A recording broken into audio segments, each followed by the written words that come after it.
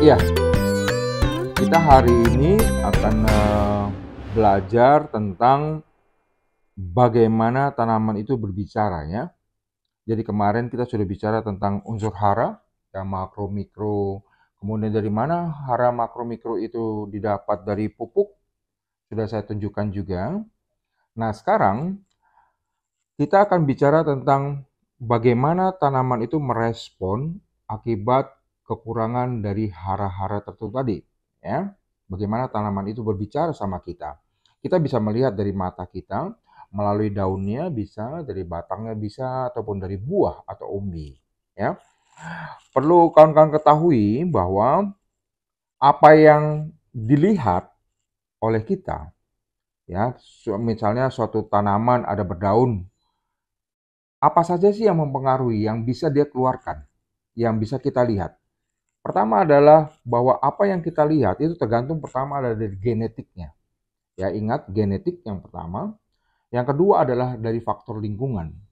Jadi kalau kita bilang para ahli sudah mengatakan bahwa fenotipik sama dengan genetik ditambah lingkungan. Ya, ada faktor genetiknya, ada faktor lingkungannya.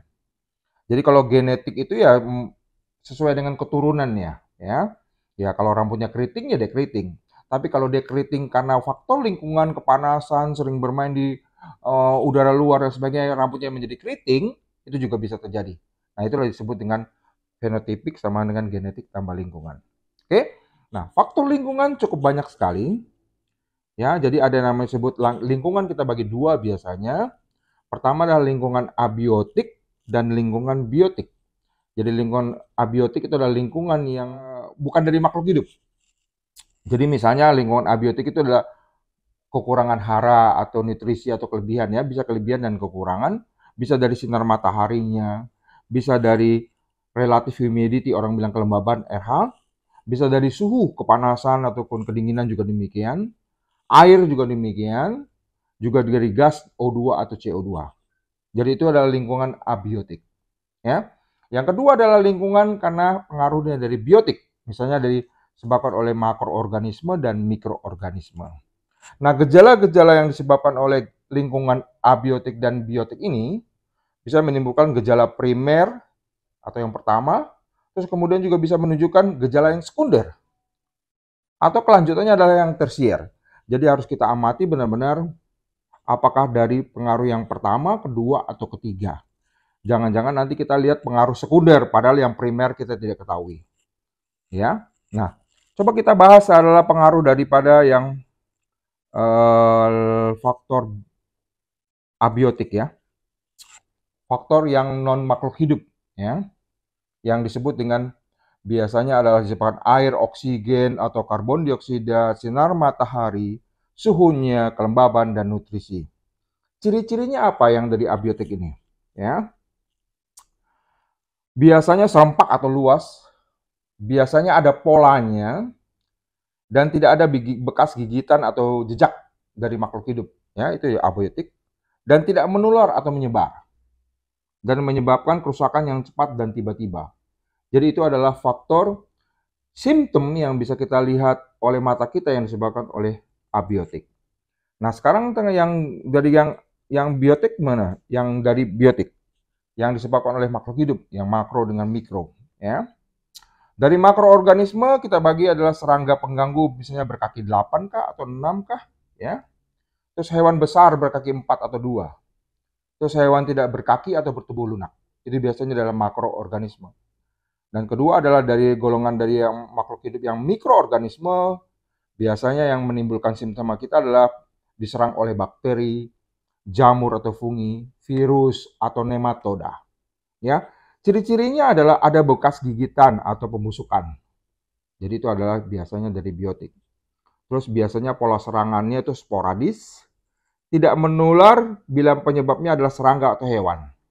Ya, tapi kalau penyebabnya adalah dari fungi, bakteri atau virus itu biasanya juga menyebar ya. Terus kemudian ada jejak misalnya kotorannya ya, biasa juga meninggalkan kotoran itu berarti dia biotik. Terus bila gangguannya oleh mikroorganisme ya dia menular dan ada yang cepat dengan lambat. Itu adalah ciri-ciri dari lingkungan yang abiotik dengan biotik. Jadi kita harus membagi mengetahui dan mengenal ini supaya kita bisa berbicara dengan tanaman kita, ya. Terus kemudian yang perlu lagi diketahui bahwa kerusakan pada daun yang kita lihat ya akibat dari abiotik ya yang biasa dari bukan dari makhluk hidup, biasanya kita bagi ada 3.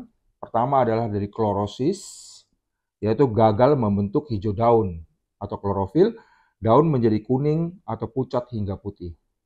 Nah, biasanya kalau kita hubungkan dengan hara, maka biasanya yang klorosis itu kita sebut ya menguning, hijau daunnya hilang. Biasanya adalah nitrogen, magnesium, sulfur, besi, dan mangan. Dan yang kedua yang disebut dengan gejala nekrosis, jadi ada klorosis dan nekrosis, jaringan daun rusak atau mati, ya, ada bercak coklat kering pada daun. Nah, biasanya yang nekrosis itu adalah kalau dihubungkan dengan unsur hara, itu adalah kekurangan kalium, magnesium, kalsium, dan boron. Kemudian yang ketiga adalah malformasi atau salah bentuk, abnormal. Bisa kerdil, keriting, dan bengkok. Kalau kita hubungkan dengan nutrisi, maka bisa dari kalsium, boron, kuper, dan molybdenum. Nah, itu adalah gambaran yang paling umum yang harus kita lihat. Bila kita melihat simptom pada daun, kita harus hati-hati, kita harus bagi dulu. Ya, selain dari genetik tadi, kita anggap dia sebagai faktor lingkungan. Lingkungan kita bagi abiotik dengan biotik, kita tentukan dulu. Apakah dia disebabkan oleh makhluk hidup makro dengan mikro, ataupun yang bukan abiotik, yang disebut dengan abiotik. Apakah dari hara? Jadi perhatikan bahwa gejala yang bisa kita lihat itu ternyata dari lingkungan, bukan hanya dari unsur hara. Jadi kita bisa bilang dari pengaruh suhu juga bisa, dari air juga bisa, dan sebagainya. Tapi saya mau ajarkan adalah dari bahasan kita hari ini adalah dari unsur hara. Ya, tadi saya hubungkan dengan klorosis, nekrosis, dan malformasi yang dihubungkan dengan ada nitrogen, magnesium, dan sebagainya. Oke? Nah, nanti akan ditunjukkan di tabel. Yang paling mudah sama kita adalah ini. Nanti akan ada tabel. Di mana sih letak-letak unsur hara tersebut?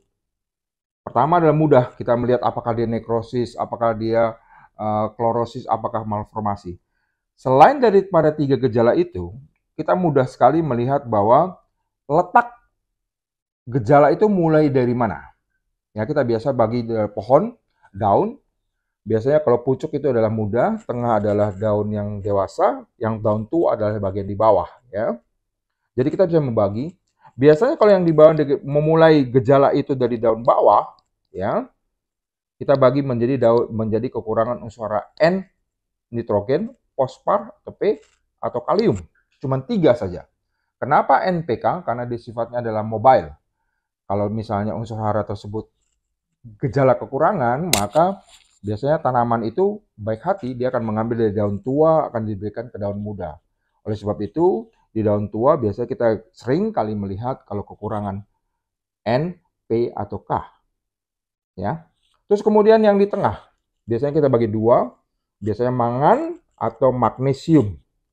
Jadi kalau lihat magnesium biasa daun tua dan tengah dengan tua. Magnesium jarang sekali di daun pucuk ya. Jadi kita bisa membagi di sana. Terus kemudian kalau kita perhatikan daun pucuk, apa yang terjadi?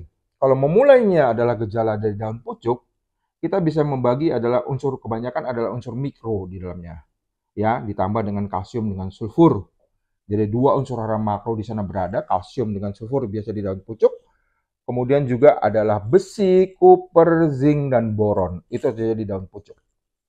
Jadi kita mudah menentukan mencirikan dari gejala yang dinampakkan oleh daun kepada kita dan kemudian kita bisa menentukan ini tanaman kita kekurangan hara apa.